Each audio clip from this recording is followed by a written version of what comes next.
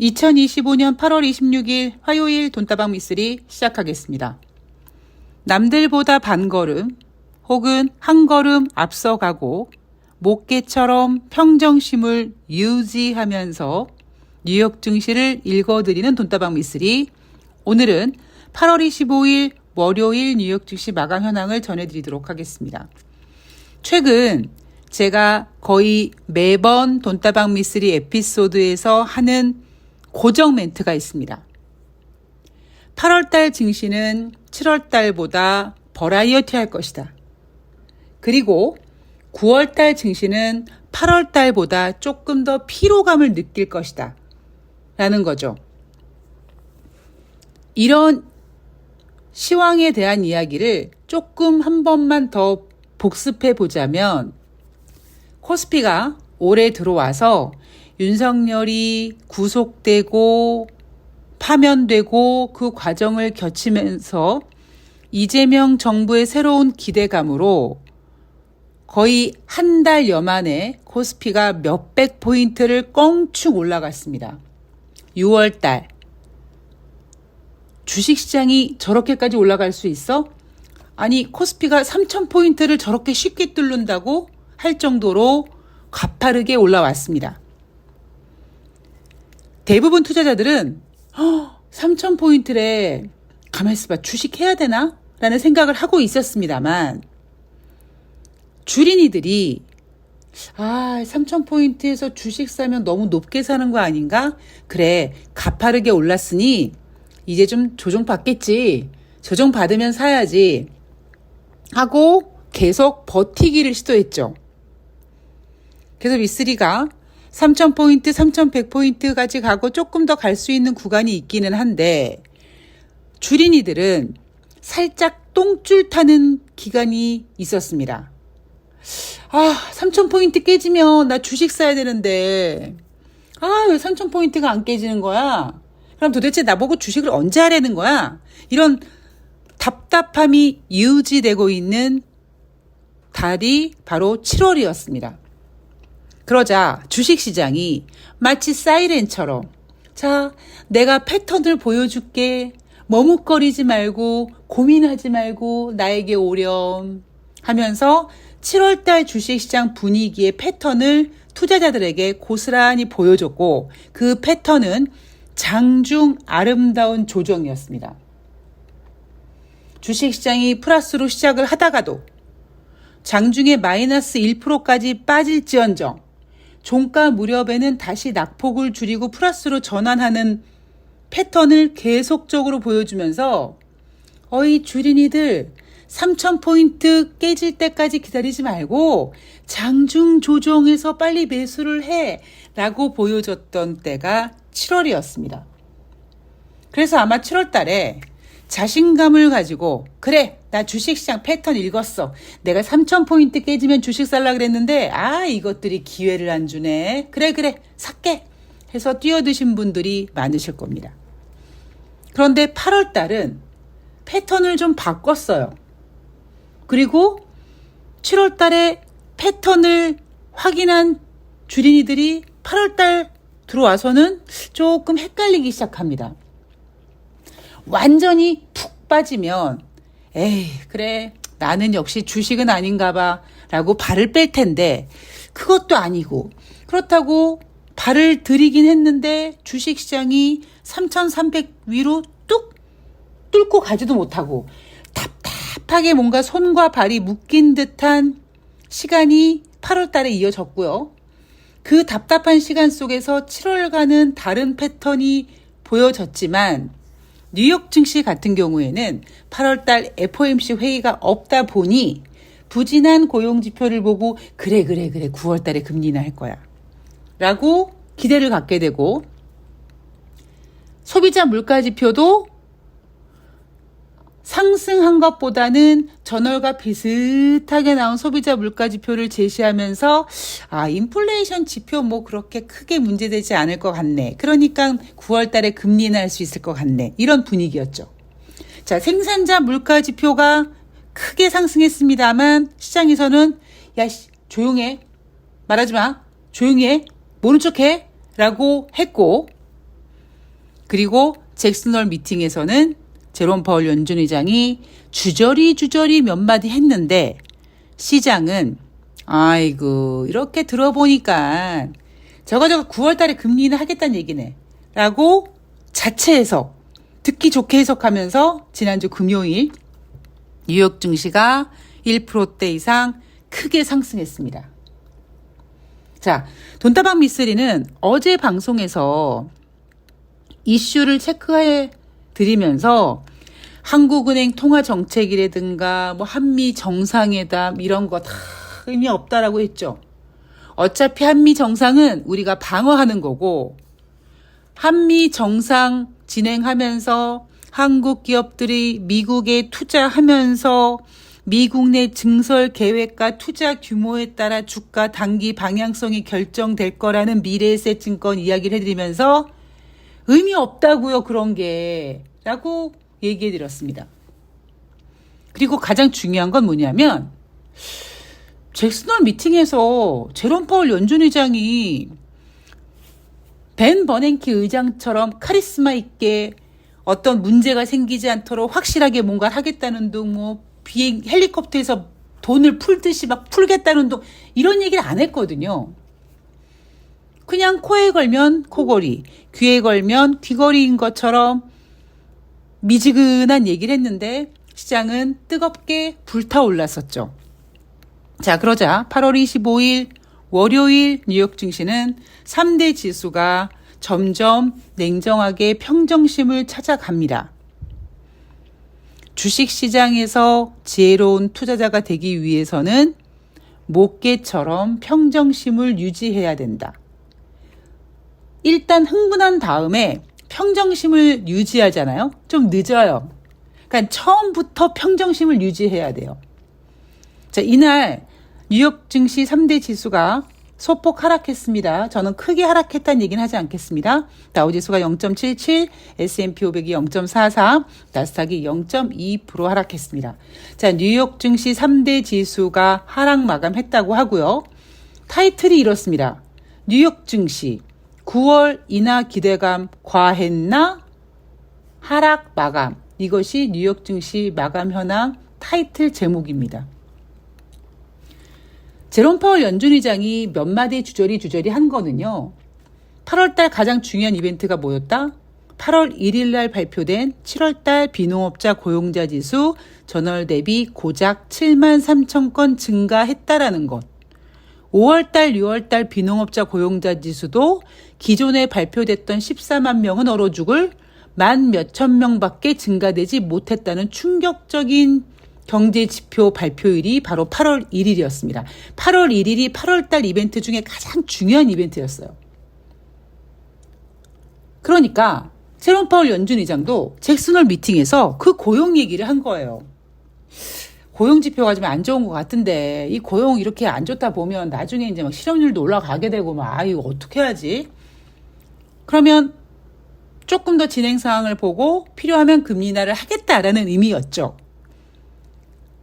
진짜 필요한 건 뭐였냐면 제롬 파월 연준 의장은 잭슨홀 미팅에서 조금 카리스마 있게 8월 1일 발표한 고용지표 보니까 예인병 엉망진창이던데 저 트럼프 저 새끼가 관세 전쟁 하는데 저것 때문에 인플레이션 우려가 걱정이 되긴 하지만 고용이 너무 후지니까 그냥 9월 달에 과감하게 금리 인하 단행해야겠습니다 라고 해버리면 일단 뉴욕 증시는 아이고야 고용지표 안 좋다고 하는 거 보니까 경기 침체구나 하고 걱정은 할지언정 조금 지나서 9월달 FOMC 회의가 열릴 때 금리 인하가 확실시된다라는 확신을 가지게 되면 주식시장은 오히려 안도하겠죠. 근데 지금 거꾸로 돼버린 거예요. 잭슨홀 미팅에서 제롬 파월 연준 의장이 몇 마디 한 걸 가지고 시장은 듣고 싶은 대로 듣고 9월 달에 금리 인하 한다고 했어. 근데 가만히 생각해 봤더니 아니면 미국 애들이 돈다방 미쓰리를 청취했을까요? 제가 어제 그런 얘기 해드렸잖아요. 9월 달 FOMC 회의는 9월 16일, 9월 17일 열립니다. 그럼 그 전에 미국 투자자들이 확인해야 될 경제 지표는 일단 9월 5일 발표되는 8월달 비농업자 고용자 지수입니다. 그리고요, 9월 10일 수요일 날 발표하는 8월달 생산자 물가 지수입니다. 9월 11일 목요일 발표하는 8월달 소비자 물가 지표, 이 모든 중요한 지표를 다 확인한 다음에 FOMC 회의의 결과를 우리는 확인할 수 있습니다. 그렇다면 8월 달은 FOMC 회의가 없다 보니까 그런 부담감 없이 부진한 고용 지표를 보면은 금리나 기대감이 커질 수 있고, 조금 잘 나온 경제 지표를 보면 미국 경제가 아직은 괜찮다라고 안도할 수 있고, 이렇게 잘 포장할 수 있는 계절이 8월이었다면 9월은 당장 FOMC 회의가 눈앞에 있고, 그리고 9월 한 두 번째 주 시작될 때부터 아마 블랙아웃 기간으로 들어가겠죠. 연준 위원들의 발언을 들을 수가 없게 됩니다. 거기에다가 투자자들은 8월 1일 날 발표됐던 그 엄청나게 부진한 고용 지표를 확인해서 5월 달, 6월 달 엄청나게 부진한 비농업자 고용자 지수를 확인한 그 충격을 안고 있는 상태에서 9월 초에 발표하는, 9월 5일 날 발표하는 미국의 고용 지표 무작정 잘 나올 거라고 확신하긴 어려운 상태거든요. 거기에다가 지금 추세적으로 생산자 물가지표, 소비자 물가지표가 상승 추세로 전환돼서 방향을 위쪽으로 틀고 있습니다.